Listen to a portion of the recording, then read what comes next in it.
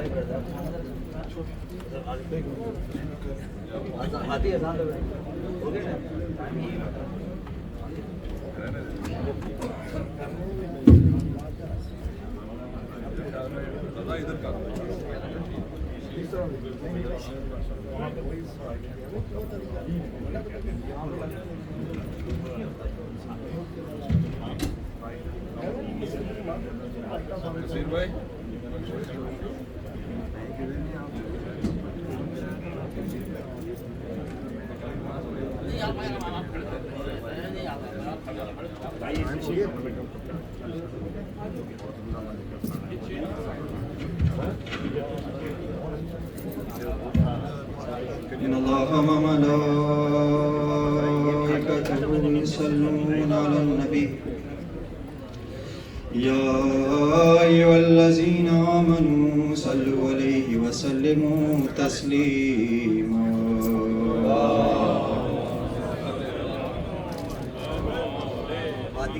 سبحان الله والحمد لله ولا إله إلا الله والله أكبر استغفر الله أكبر الله أكبر الله أكبر الله أكبر أشهد أن لا إله إلا الله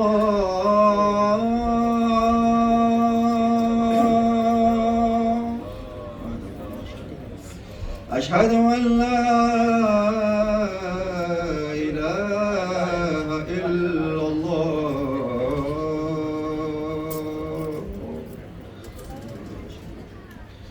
أشهد أن محمدا رسول